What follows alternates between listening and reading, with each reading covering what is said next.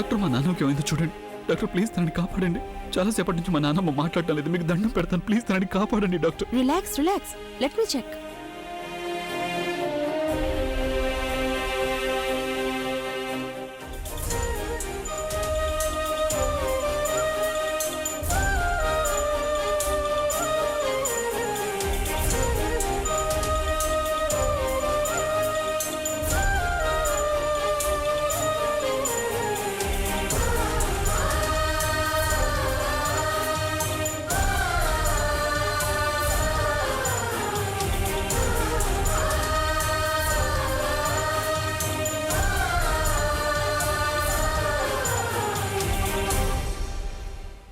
అబ్బే చూడు బాబు, మనం ఆ మనిషి ఎవరో తెలుసుకోవాలి. అక్కయ్యకి ఆ వీడియో పంపించిన వాళ్ళు ఎవరు అని.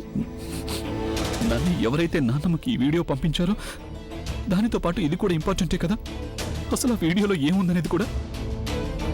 ఈరోజు ప్రజ్ఞ కారణంగా మా నాన్నమ్మకి ఈ పరిస్థితి వచ్చింది. నేను తనని ఎప్పటికీ క్షమించలేను నాని. తను నన్ను కాదు, మా నాన్నమ్మని మోసం చేసింది. నాకంటే ఎక్కువగా తను నాన్నమ్మనే మోసం చేసింది. నాన్నమ్మే నన్ను మా అమ్మా నాన్నలు చనిపోయిన తర్వాత పెంచి పెద్దవాణ్ణి చేసింది. తను నాకు లైఫ్ ఇచ్చింది. కానీ ఈరోజు స్వయంగా తనే తన జీవితం కోసం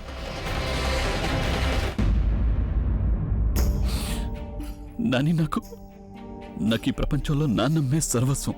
ఎవరి వల్ల అయితే తనకి ఈ గతి పట్టిందో నేను తన సర్వస్వాన్ని తన నుండి దూరం చేస్తాను. ప్రజ్ఞని నేను ఎప్పటికీ క్షమించలేను. తనకి ఈ ఇంట్లో ఉండే అర్హత లేదు.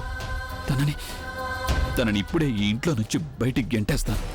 లేదు అభి, తనని ఇంట్లో నుండి పంపించాలన్న ఆలోచన కూడా రానివ్వద్దు. నీకు గుర్తులేదా అక్కయ్య స్పృహ తప్పడానికి ముందు మనతో ఏం చెప్పిందని? నా ప్రజ్ఞ అలా చెయ్యదు అని చెప్పింది. అంటే దీని అర్థం అభి, తను ఏదైతే చూసిందో దాన్ని తను నమ్మడం లేదు బాబు. నాని తనకి నమ్మకం లేదు, ఎందుకంటే తను ఆ వీడియోని నమ్మాలని అనుకోవడం లేదు. కానీ నాని ఆ వీడియోలో ఏదైతే ఉందో దాన్ని మనం తీసి పారేయటం కుదరదు కదా. అభి ఇలా కూడా ఉండొచ్చు కదా, మన కళ్ళు మోసపోయి ఉండొచ్చు. ప్రజ్ఞ మీద ఉన్న ప్రేమ ఇంకా నమ్మకమే నాన్నమ్మ కళ్ళని మోసం చేస్తోంది.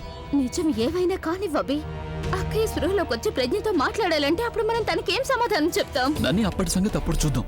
మనం కావాలంటే మనం నాన్నమ్మని ఫోన్లో మాట్లాడిద్దాం. కానీ ప్రజ్ఞ ఏదైతే చేసిందో దాని తర్వాత తనకి ఇంట్లో ఉండటానికి ఏమాత్రం హక్కు లేదు. అభి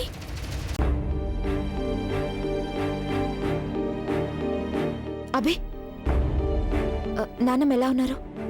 డాక్టర్ చెక్ చేస్తున్నారు. ఇంతవరకు ఏమీ తెలియలేదు.